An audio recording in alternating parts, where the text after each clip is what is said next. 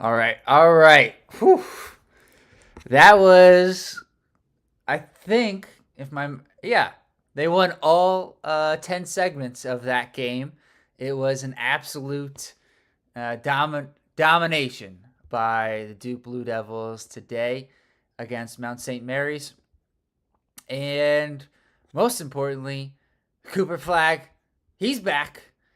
And the Blue Devils, they look like they maintained the momentum that they had during the NCAA, or sorry, not the NCAA tournament, during the ACC tournament, without Cooper, especially Tyrese Proctor seems to have found himself quite the rhythm from beyond the arc. And the other guys, continue to play well. We'll talk about Patrick Gongba.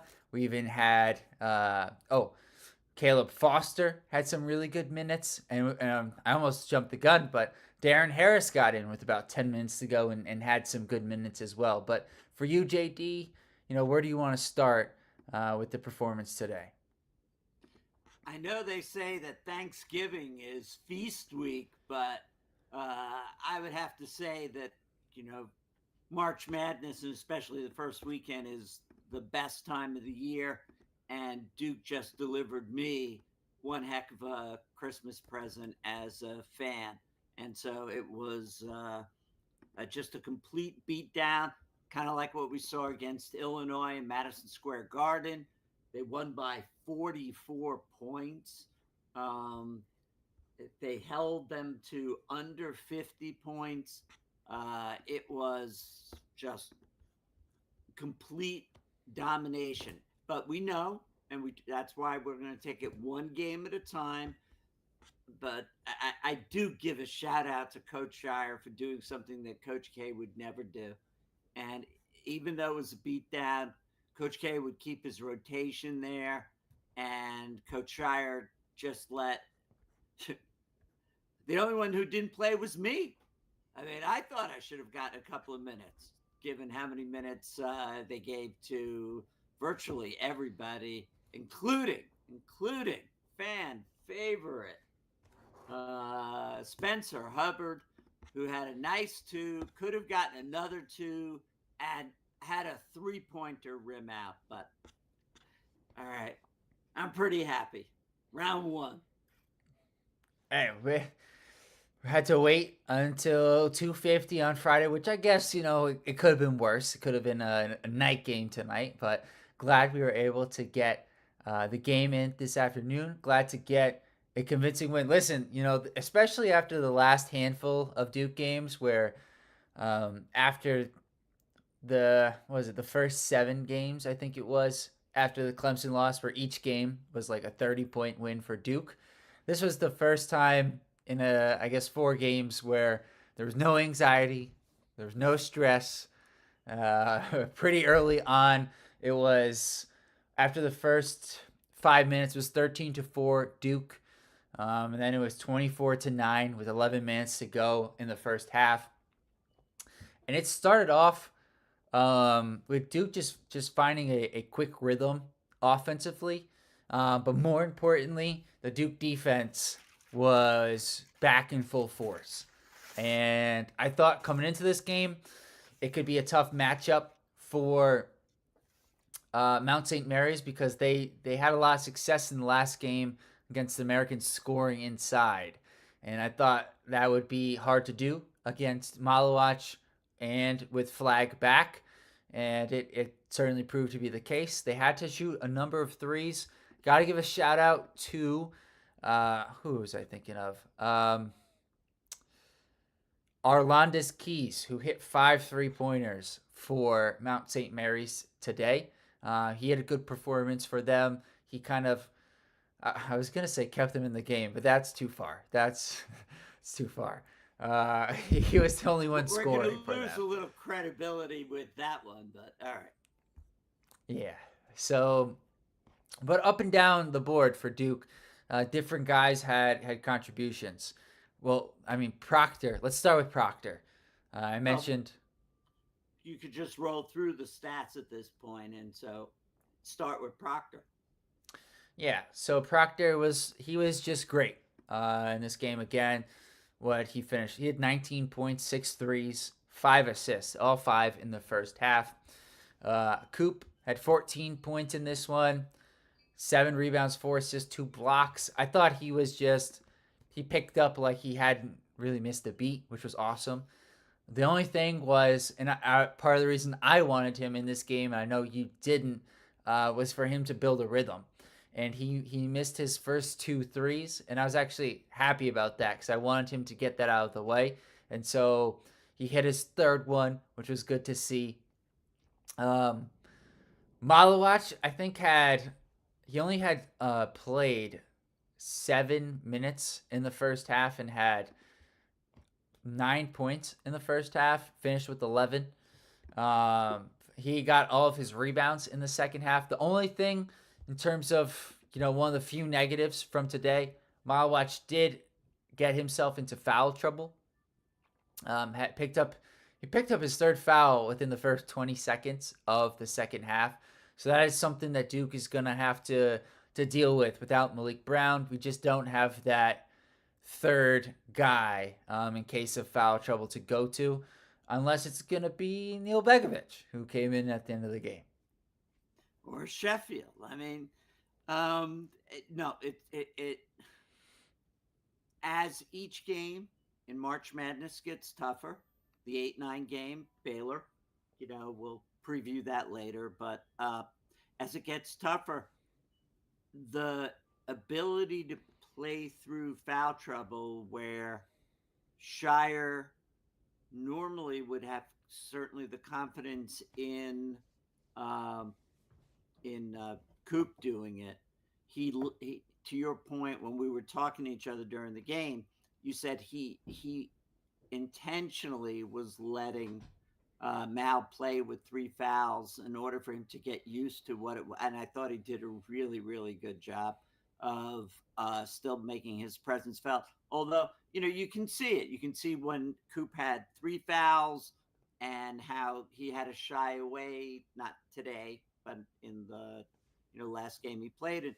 And then also when when Mal had 3 fouls, he also had to pick and choose where he was going to do it.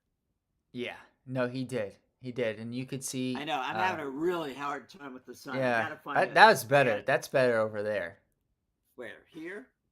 All right. Here we go. No, now you No, go it's go to your right. Yeah, that's a little bit better. Now it's yeah, worse. it's worse. All right, we're gonna have to. We're picking up. Keep.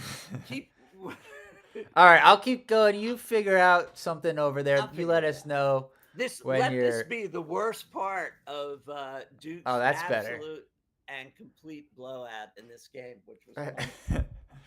So I think like Khan, I think one of the most remarkable parts of the performance tonight, Duke finishes with 93 points. Khan Knippel has 6 points. He didn't play bad. He just didn't get a ton of shots. Sion James has 2 points. He didn't make a field goal, 0 for 5 from the field.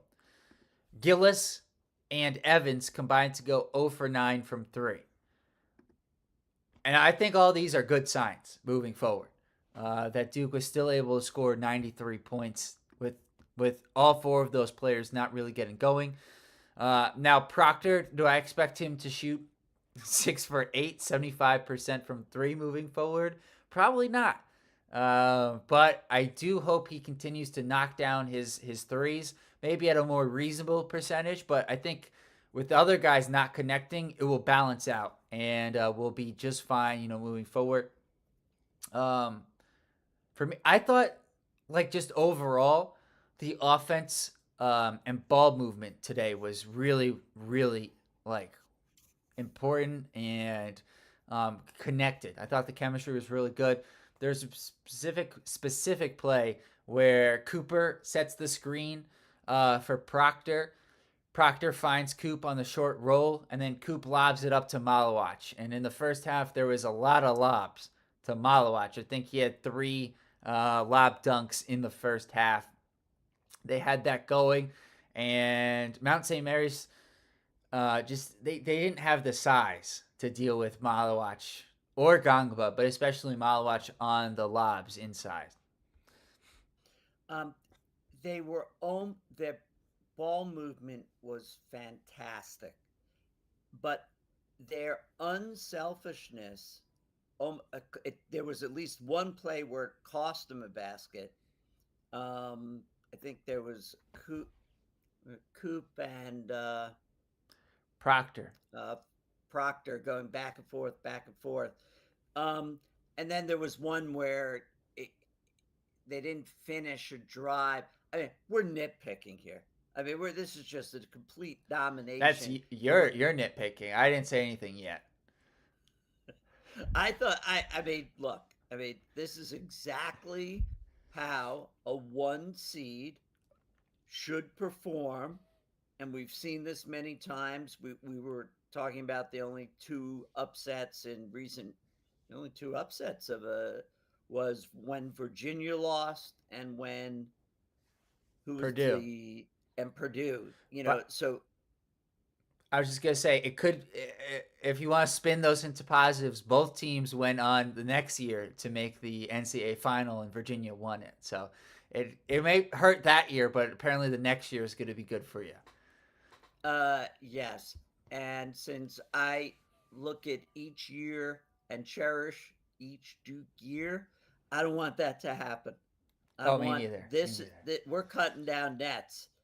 Although we did notice who else had of the one seeds had a very dominant performance so far was Houston. Houston just took care of business on both ends of the court, and that was important to see. But Alabama at times struggled, and I'm more worried about Alabama than you are. But I think that Alabama uh, almost, for a while there, it looked like they could have been taken out, and then the waters would have parted for us, and the pathway to the Final Four at that point would have been good. But I think we're going to be fine against the Baylor, but I keep going there because what else would you like to talk about with this game? Um, let's. You're spot on. I think we there's not too much more to say. So I'll pivot to Caleb Foster because I think we could listen. We've spent a few solid minutes talking about the struggles of Caleb Foster on this show.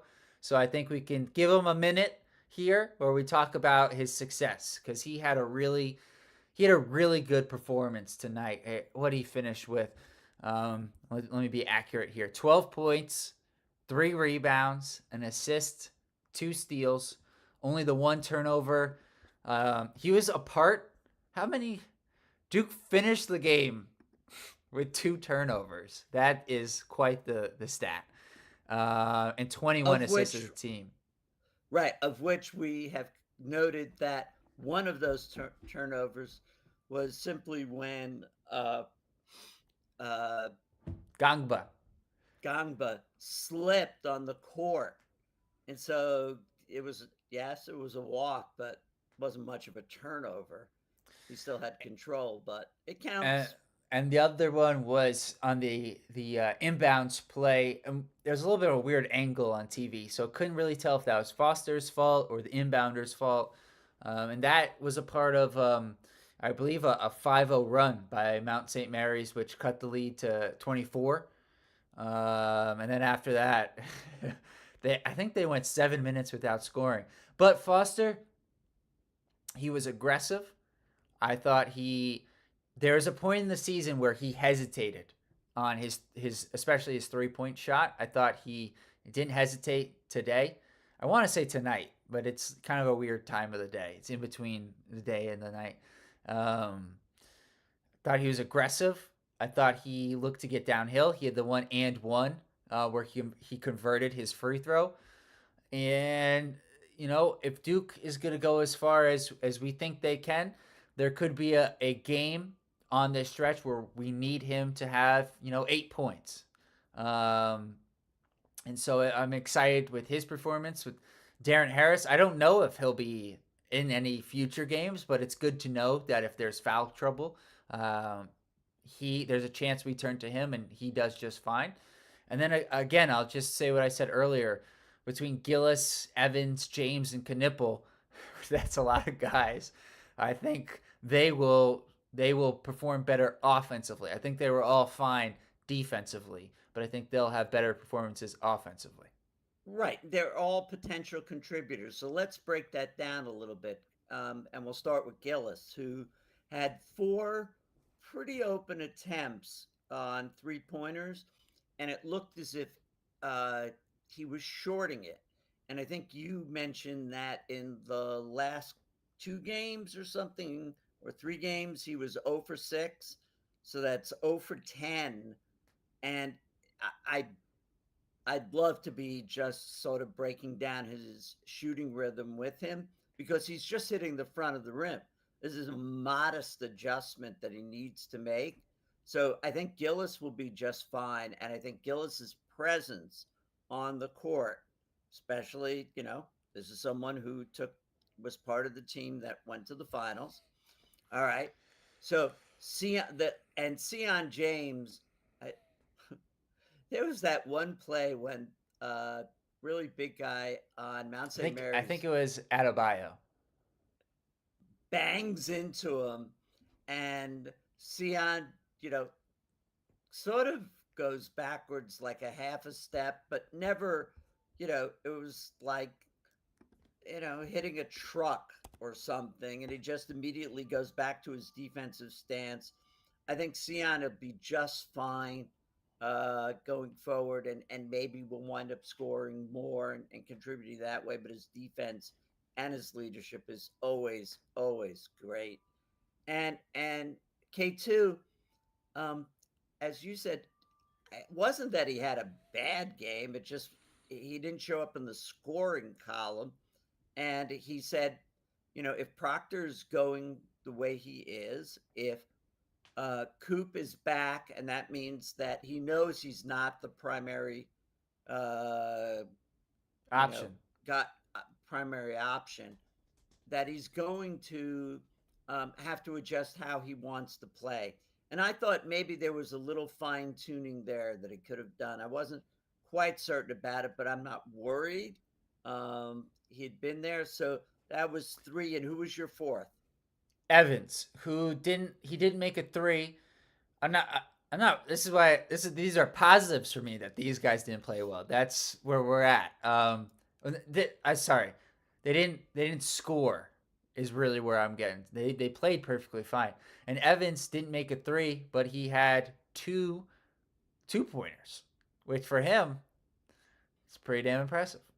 Where he passed up the three pointer, went closer, and they were One really was nice a play. one was like a mid range pull up. The other was like it wasn't a layup, wasn't a floater, something in between. So it was really honestly a positive sign for him as well. All right, JD, let's turn to the chat here because we will save the Baylor preview for early tomorrow morning. We'll have that out for you guys then. So we'll save most of our thoughts on that for tomorrow.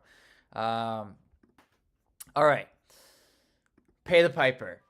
Great win. Um, Roach on fire. I'm gonna guess you mean Proctor. Just we're thinking about Roach. Coop looked good. Happy to see him back. Lil Hubbard getting some playtime and points at the end. Well deserved. And props to Foster. 12 points. Great effort. We'll need his efforts as Duke goes deeper into the tournament. Want to pick anything out there? Keep going. No, I think it's a great breakdown of what we saw today, and I think that Shire was also saying, "I'm going to not use Cooper Flag any more than I have to," but he started him on both halves. It was and it'll be interesting to hear your medals because even though he had limited minutes, his impact on the game was just. He's a great rebounder. He's just a great rebounder. I said that to you when we were watching the game. Okay, you can take credit for it, but we're not the first two to say that. So No, we're not. We're definitely not. I was when you were saying that, I was curious. He played 22 minutes tonight. 20, he played a half, but we'll get to that during the medals. All right. Like, comment, subscribe, and share. Thanks, Pay the Piper. You're absolutely right. We'll get that message out early on here.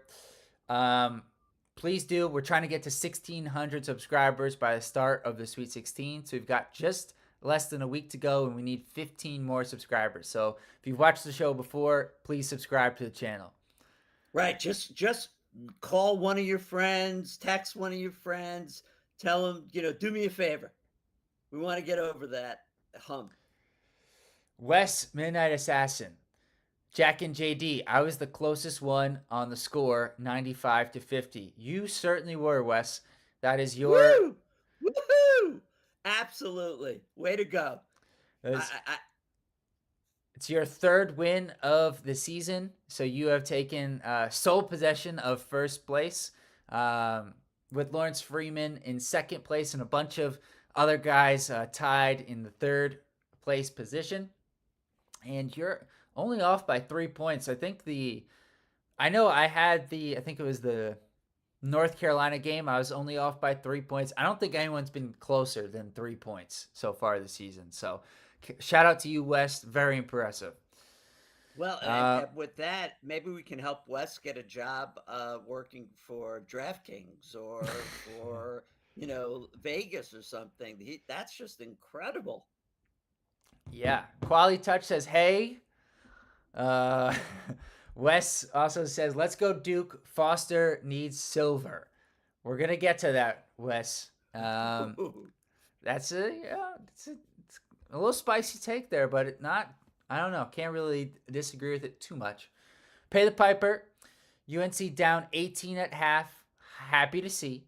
Appears Duke will be the only remaining ACC team in 60 minutes time. One upset yesterday, Clemson. All right, a few things to unpack there. UNC, I'm not sure where that game is at. Currently, they're down 15 with 12 minutes to go.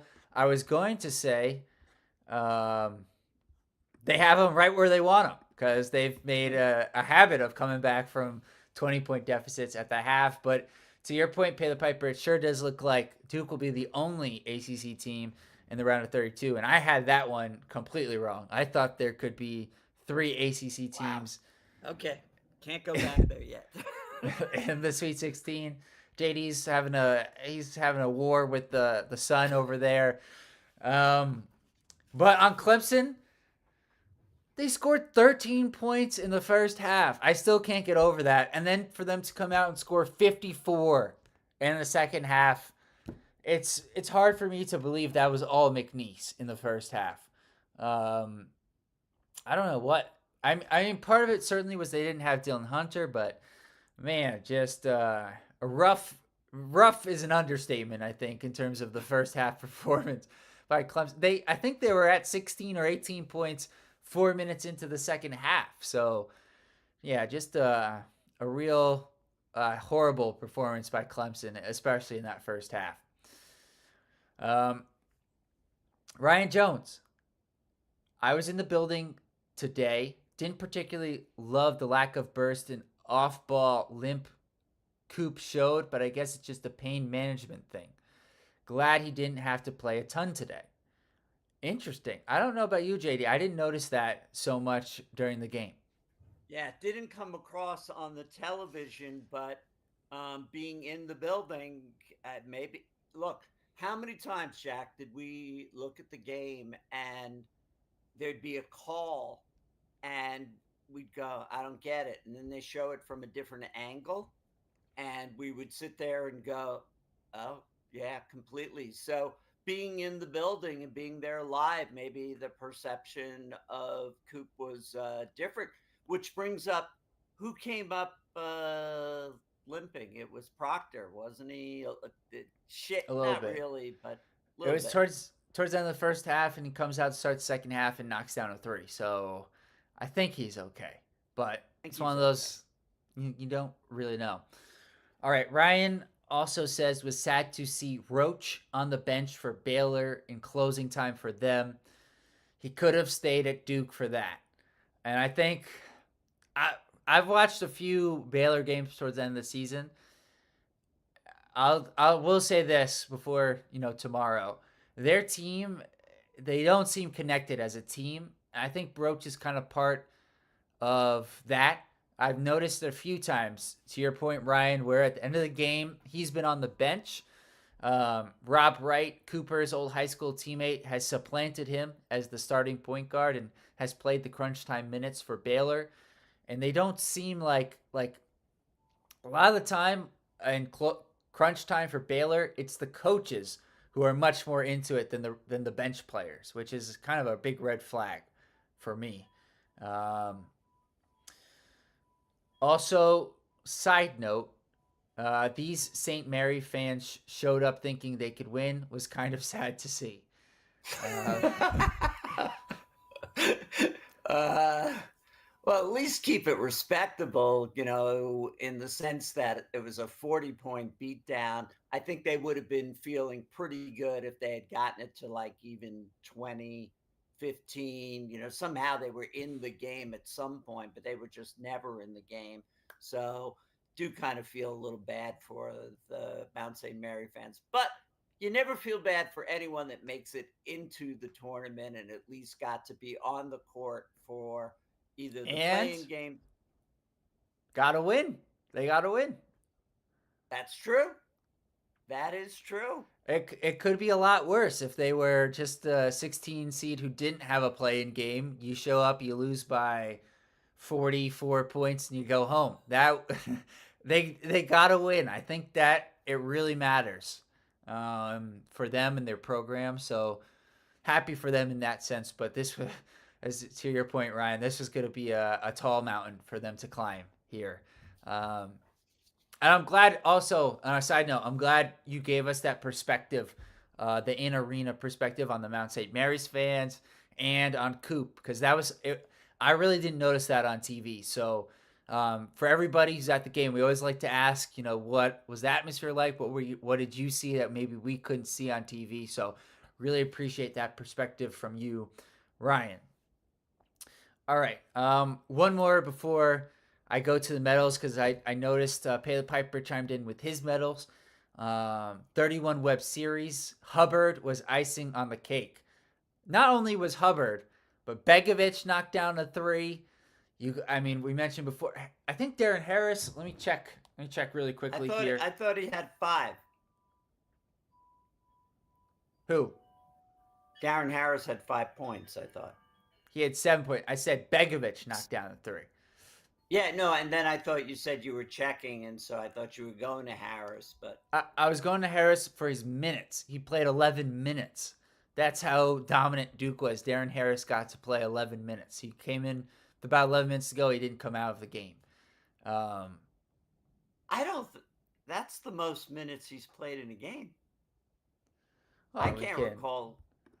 We can find that out pretty quickly here. I don't think Darren Harris has ever gotten a full quarter of play here. Florida State, he got 17 minutes. So this was his second most. To those listeners, always fact check me. Not Jack, me. You can still fact check me. I just have a higher hit rate. I think I'm closer to 90%. All right, so medals. Piper, I think you nailed it. It was the same order I was going to say. Gold, for me, Proctor. I think his three-point shooting, he was the guy. Mason Gillis obviously has a ton of NCAA tournament experience. This was his 12th game, but Proctor is the most experienced with Duke. Obviously, Caleb Foster is the only other guy, and he didn't play last year. He was injured. So I think that it was a big deal for Caleb to be able to play today. I think it's important to bring that up.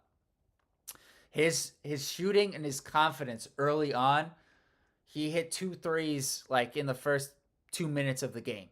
And I think that was really important for the rest of the team to just settle in, have some confidence. Because I think you miss a couple shots early, you're the 1 seed playing the 16, you can start to feel a little bit more pressure. Silver, Cooper. His all around impact on the game, as you said, his rebounding. He blocked a couple of shots. His ability to play in transition and find open teammates. He got a couple of easy dunks, which were good passes from Proctor. Gangba had a really nice. It was like a backdoor cut where Gangba found him on a nice bounce pass. Cooper just had a great all around game. And then Caleb Foster, for me, bronze medal. I thought he was awesome in his minutes today. 12 points, 3 rebounds. He played good defense. He was aggressive, assertive. I mean, there's a lot of guys. Everyone played well. I just think those three guys deserve the medals. And a lot of times for me, it's really difficult in a game like this to pick three guys, but this was actually fairly easy today. And Pay the Piper had the same order. Same order. The only thing he added was Hubbard with the platinum. And I don't know. Is it? I'll try to look that up, Pale Piper. Maybe whether this is Hubbard's first points in a tournament game. I think there's a decent chance that's the case. And again, a thing I love about Shire. You know, we're up by 40. We could win by 30, 20. But he gave everybody, and in the post game interview that we listened to, he said it was very intentional to let everyone feel what it is like to be on the floor for the tournament. And, you know, obviously with a 40-point lead, he had the luxury to do it. But even with the substitutions, the lead didn't go down. It wasn't like, oh, I cleared my bench and the lead all of a sudden went to 20. No, these guys came in, they were playing hard, and unfortunately, Mount St. Mary's just couldn't score. It reminds me of the very beginning of the season, the exhibition part of play, when I mean there was like a D2 opponent. I think that was Lincoln, but there was also Arizona State, and they beat them by like 40 plus. And when they brought in I mean it was like the third string really, the lead kept climbing. And then there was a period at the start of the season where it wasn't quite the case, but over the last I mean, since the Clemson game, they've been playing at a different level, for sure. Pay the Piper, JD, love the backyard. Nice spot. I'm sorry that I had to keep shifting around, but the backyard is kind of it's one of the reasons we enjoy living where we do in upstate New York. Um, but usually this time of year that would all be snow, so I'm kind of happy. But thank you. We really appreciate where we live. And our last comment here from Pay the Piper, who would have thought we'd see Foster playing in the tournament after not playing a couple of weeks ago? I think I must have said it that I thought he was done. He wouldn't be in the rotation. Not only was he in the rotation, it was how quickly he was in the rotation because we said all of a sudden they're using a 9-man rotation very quickly to get them all on the court, get them in and out. I thought that was really something.